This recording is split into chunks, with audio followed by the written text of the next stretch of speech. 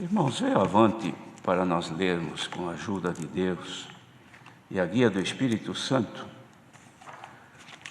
um capítulo do livro dos Salmos, que é o número 119.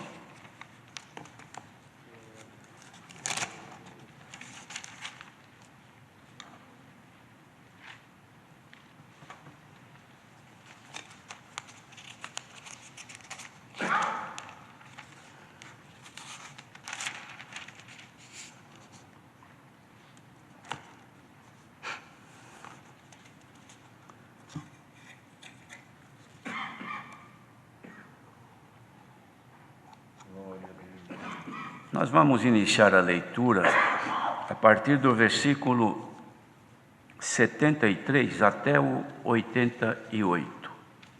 São 2 parágrafos.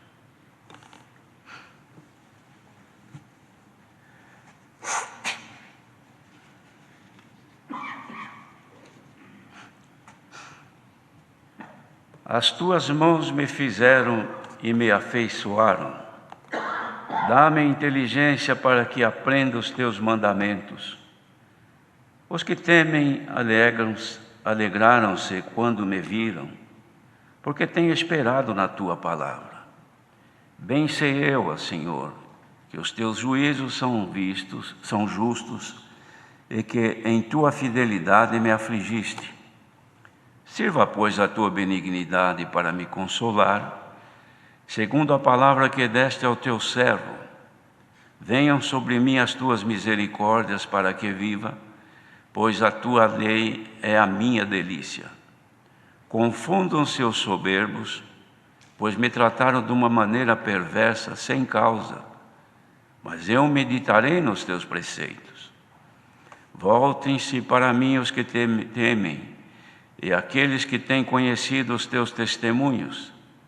Seja reto o meu coração para com os teus estatutos, para que eu não seja confundido. Desfaleceu a minha alma, esperando por tua salvação, mas confiei na tua palavra. Os meus olhos desfaleceram, esperando por tua promessa. Entretanto dizia: quando me consolarás tu? Pois fiquei como odre no fumo, mas não me esqueci dos teus estatutos. Quantos serão os dias do teu servo? Quando me farás justiça contra os que me perseguem? Os soberbos abriram covas para mim, o que não é conforme a tua lei. Todos os teus mandamentos são verdade. Com mentiras me perseguem, ajuda-me. Quase que me tem consumido sobre a terra, mas eu não deixei os teus preceitos. Vivifica-me segundo a tua benignidade, então guardarei o testemunho da tua boca. Até aqui somente. Amém. Queridos irmãos, é uma oração. O salmista aqui fala com Deus. Ele inicia aqui no primeiro parágrafo que nós lemos, falando com Deus, reconhecendo que as mãos de Deus o havia feito, e o havia também afeiçoado. E ele pedia que o Senhor lhe desse inteligência para poder aprender os mandamentos do Senhor. Ele disse: os que te temem alegraram-se quando me viram, porque tenho esperado na tua palavra. Queridos irmãos, aqueles que vivem e esperam na palavra de Deus com fidelidade, interessado em conhecer e aprender os mandamentos do Senhor, quando são vistos por seus irmãos, transmite alegria. Os que veem sentem prazer, sentem alegria. Isto ocorre com todos nós.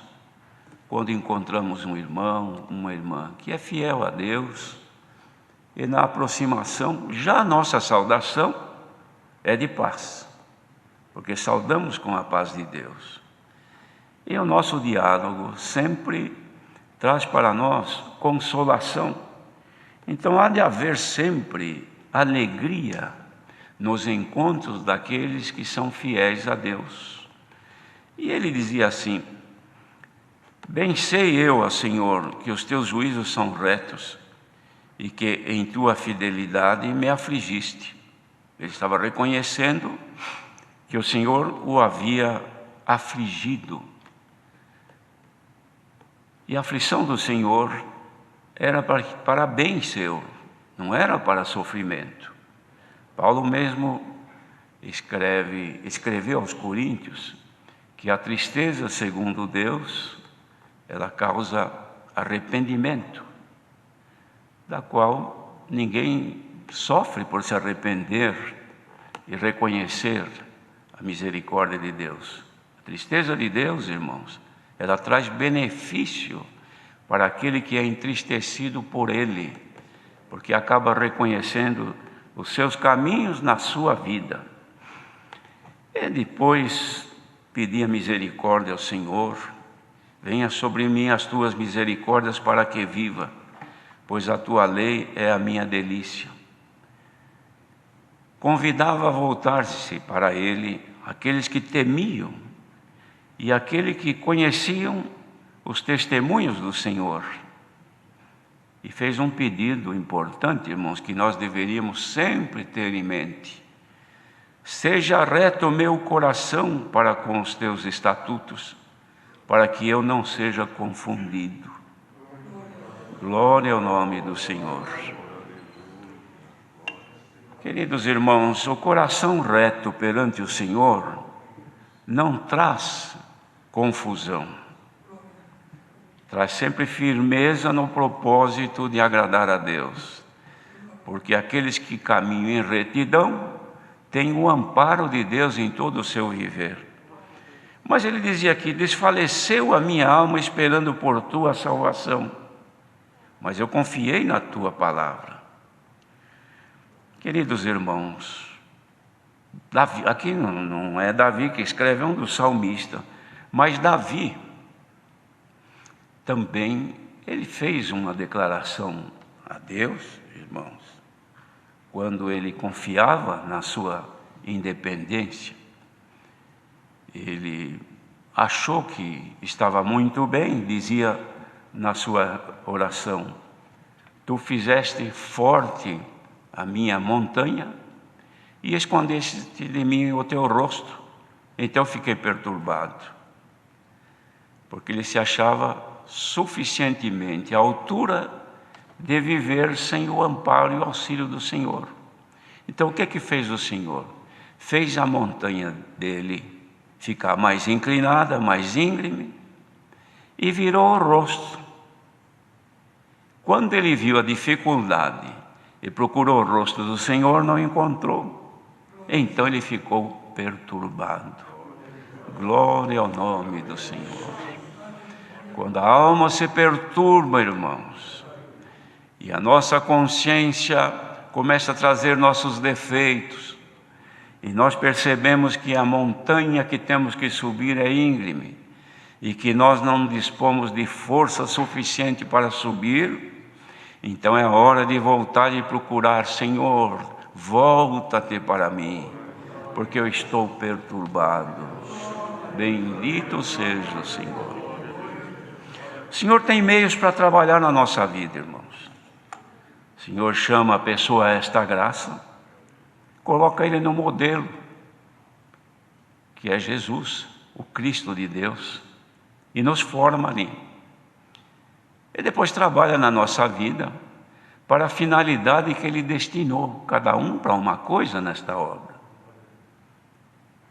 Então, nesta oração, irmãos, que o salmista faz aqui, diz: os meus olhos desfaleceram esperando por tua promessa, que nunca chegava.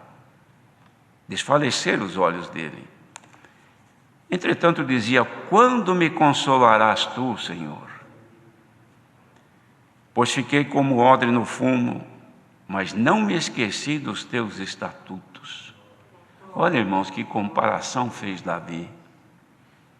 Odre era um vaso, que não existia naquele tempo, vasos como nós temos hoje, embalagem de plástico, de metal. Metal até que havia, mas não era assim com facilidade. Então se guardava os produtos líquidos em um saco feito de couro de animal, geralmente do cordeiro ou até do cabrito. E este odre que ele fala que estava aqui no fumo, este fumo era a fumaça de algum fogão, de algum defumador que eles tinham, que gerava muita fumaça. Então, quando eles iam fazer o vinho, irmãos, antes eles preparavam o odre, que era a embalagem, porque o vinho novo não podia ser colocado em odre velho, porque o vinho, ele continua se movimentando, mesmo depois de pronto, irmãos, ele ainda se move, aumenta o volume. E num odre velho, o odre não resiste, então tem que ser no novo. Então o que eles faziam? Matavam o animal, tiravam o couro, quase que como se desvestir uma roupa de uma pessoa, tirava o couro quase que inteiro, costurava, deixava somente uma boca, geralmente na perna do animal, que era ali o gargalo para encher. Mas aquilo era do avesso, então a parte molhada, úmida, ficava para fora, e a parte que tinha pelo, que eles tiravam antes, ficava por dentro. Mas aquilo, se deixasse ao tempo, apodrecia e ia cheirar mal. Então o que eles faziam? Penduravam aquilo, irmãos, num varal, em cima de uma fonte de fogo, ou um fogão, onde saía fumaça, sempre saindo fumaça, e defumava aquilo. E defumando, secava e não deixava a mosca pousar, não deixava apodrecer e conservava. Até que quando secava completamente, então ele podia ser usado. Por quê? Porque ele não cheirava mal, não apodreceu, resistiu todo o tempo da exposição naquela fumaça. Agora podia receber o vinho novo poderia crescer o seu volume, mas ele não ia arrebentar e não ia vazar. Então, os irmãos, vejam a sabedoria que estava em Davi, e que comparação bonita que ele fez. E ele se considerava então como sendo um couro de animal, no avesso, costurado, para receber alguma coisa de Deus, que ele não podia receber de imediato. Tinha que primeiro passar por esse processo, ficar lá pendurado, cheirando mal no começo, depois cheirando fumaça. Sabe lá quanto tempo ficava ali naquela situação para poder ser usado. Bendito seja Deus. E assim, irmãos, mas eu estou lembrando agora, irmãos, me permitam uma comparação, mas eu me lembrei, talvez já tenha até dito isso aí. Eu trabalhei nos anos 80 numa empresa, e nessa empresa eu cuidava da parte da fábrica e tinha uma grande fundição, que faziam peças de ferro e de aço fundido. Então, irmãos, como fabricávamos máquinas, as peças de grande importância, peças que deviam de suportar cargas enormes, mas não se deformar. Então, o que é que nós fazíamos? Depois de fundida no modelo, estava perfeito. Está conforme o modelo? Está. O material é bom? É bom. Pode usar? Não. Então o que nós fazíamos? Deixava no pátio lá, no sol, na chuva, enferrujava, crescia mato, ficava 5, 6 meses lá no tempo. Quem olhava não dava valor nenhum, porque parecia um monte de sucata. Isso aí não vale nada. Mas para o dono, tinha um grande valor, porque ele sabia que estava lá, sujeito às intempéries, para que se acomodasse as moléculas, e depois, quando fosse trabalhar aquela peça, usinar, fazer furo, planar, retificar, ela suportava sem se movimentar, não rachava, não trincava, não deformava. Glória ao nome do Senhor. Às vezes acontecia, irmãos, pegava a peça perfeita da fundição, trazia para dentro, tirava as rebarbas maiores, agora vamos trabalhar nela. Quando estava planando uma face, de repente descobriu um buraco, uma falha na fundição. Os empregados olhavam, pode jogar na sucata, isso aí não presta mais. Mas vinha o dono e olhava, não, nós vamos recuperar. Escavava ali, fundia uma parte do mesmo metal, preenchia aquele lugar, planava outra vez e não perdia a peça. Mas quem não sabia, irmãos, olhava, achava que era tempo perdido. Vai perder tempo com essa sucata aí, isso aí não vale mais nada. Mas o dono sabia muito bem o valor que tem. Quantas vezes o odre estava pendurado, irmãos, num varal, em cima da fumaça do fogão, recebendo a fumaça.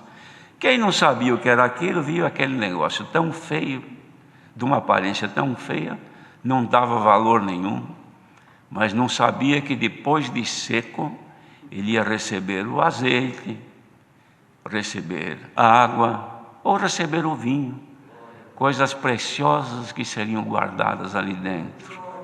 Quanta gente que está por este mundo, irmãos, pendurado aí na fumaça, abandonado, largado. A montanha dele ficou muito difícil, muito forte. Ele olhou, não viu mais o rosto do Senhor, mas estão por aí. E nós, que temos um sentimento de juízo, olhamos, isso aí não tem mais jeito. Essa pessoa, eu conheço, eu sei bem quem é essa pessoa aí. Não é assim? Mas aquele que fundiu no modelo, que é Cristo, ele sabe quanto custou aquela peça. Glória ao nome do Senhor. Pode ser que ela está passando por isso para se autoajustar, para depois ser trabalhada pelo Senhor. Por isso que Jesus disse, não julgueis para que não sejais julgados, porque com o juízo com que julgardes, sereis julgados, e com a medida com que medirdes, vos medirão a vós. E por que reparas tu no argueiro que está no olho do teu irmão, e não vês a trave que está no teu? Aí chamou-lhes de hipócritas. Hipócritas, tirem primeiro a trave que está no vosso olho, depois cuidem de tirar o argueiro que está no olho do teu irmão. Glória ao nome do Senhor. E às vezes nós ficamos, irmãos, como odre no fumo. O Senhor vê que os nossos caminhos não estão muito bem e que nós estamos sentindo autossuficientes. O Senhor Jesus disse, sem mim nada podereis fazer. Mas tem hora que nós achamos que dá para fazer sozinho, sim. Já não precisamos mais de palavra, nem de conselho, nem de oração, e nem de conhecer a vontade de Deus. Aí vem lá o Senhor, olha, e Ele faz forte a nossa subida. Aí começamos a gemer, e tem gente que se ira com a situação. Não sei porquê. Dá até a impressão que Deus não sabe que eu existo. Eu acho que Deus se esqueceu de mim. Eu oro, não sinto a presença de Deus. Eu canto, não sinto alegria. Eu congrego, não sinto nada. É que a tua montanha está muito forte. E que o Senhor virou o rosto por um momento. Mas a ira de Deus pode durar um momento, mas no seu favor está a vida. E hoje é noite do favor de Deus. Glória ao nome do nosso Deus. Quem é que pode caminhar neste mundo, irmãos, sem o Senhor? Quem é que conhece o caminho? Quem é que já passou pelas experiências de hoje? Você pode ter passado pelos teus negócios, mas você sabe o que será amanhã? O teu conhecimento, a tua esperança, a tua vivência, a tua espiritualidade, teu tempo de ministério, teu tempo de crente, a tua santidade, garante o dia de amanhã? Dá para dizer para o Senhor, Senhor, estou suficientemente preparado para enfrentar o dia de amanhã.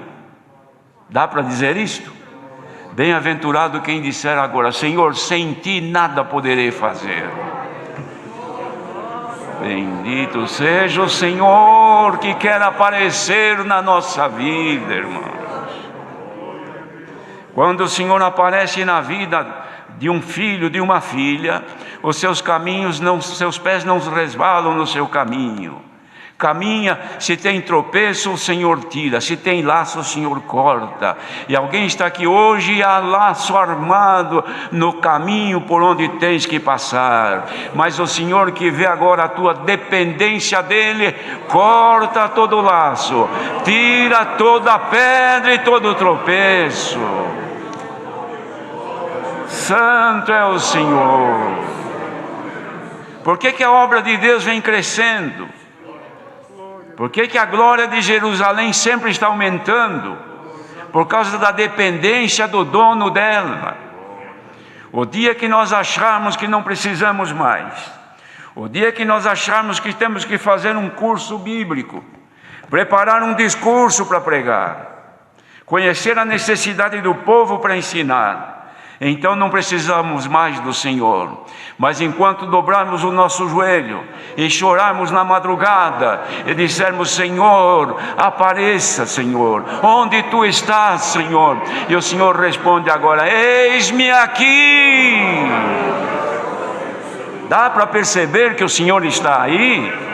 Quem é que está sentindo que o Senhor está aí contigo?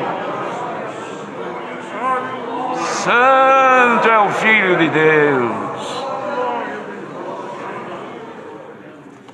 Davi, irmãos, percebeu a sua fragilidade e dizia: no sepulcro, Senhor, quem te louvará? Estou em ponto de morrer, eu faço nadar a minha cama em lágrimas.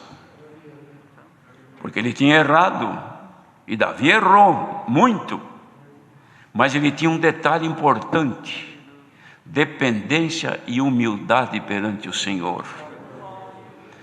Homens de Deus, mulheres de Deus, moços e moças de Deus, crianças de Deus, sejamos todos dependentes dEle, porque Ele assumiu um compromisso conosco. Jesus disse: não vos deixarei e não vos desampararei, estarei todos os dias convosco. Então, queridos irmãos, quando nós queremos andar sozinho, acontece isso aqui: o Senhor vira o rosto, não olha mais e larga a gente na fumaça.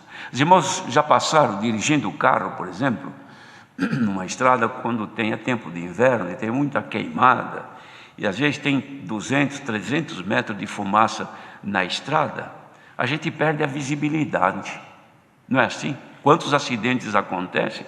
Porque está dirigindo, não vou parar aqui porque pode vir alguém e bater atrás, vou ter que atravessar, e entra naquela fumaça. Se estava com a janela aberta, a fumaça entra dentro do carro, a gente se afoga, não é? Quem tem bronquite logo ataca, e nós ficamos atordoados, porque viver na fumaça não é fácil. Crente que está na fumaça hoje, pendurado aí esperando o que vai ser contigo, o Senhor te avisa: quando você estiver preparado, eu vou te tirar e vou te encher de coisas preciosas. Pode ser que agora, irmãos, pela virtude da palavra, o Senhor vai e desprenda alguém de onde está pendurado e traga, e abra então, irmãos, o seu gargalo e encha daquilo que é de Deus. Quer que o Senhor te encha de azeite? Quer que o Senhor te encha de água? Quer que o Senhor te encha de vinho? Abra agora o teu coração e espera que nesta comunhão aqui, irmãos, a glória de Deus está aparecendo, estão glorificando a Deus, estão chorando. Pode ser que agora já estão abertos: encha-me, Senhor. O Senhor nos encherá daquilo que é dos céus, querido. Bendito seja Deus. Quem é que pode resistir os dias que estão aí por vir, irmãos? Só temos previsão de coisas ruins, não há previsão de sucesso, de progresso, de grandeza, de alegrias, de prazeres para o pecador. Tem os prazeres momentâneos, as felicidades momentâneas, mas para os que querem se salvar, Se você conseguir ver agora o projeto de Deus na tua vida, veja se tem prazeres, festas, grandezas, exaltações. Pode olhar. Se você tiver comunhão com o Senhor, Ele te antecipa e deixa você ler a próxima página da tua vida. Quer ler? Quer ler a próxima página da tua vida? Então o Senhor vai te dizer alguma coisa.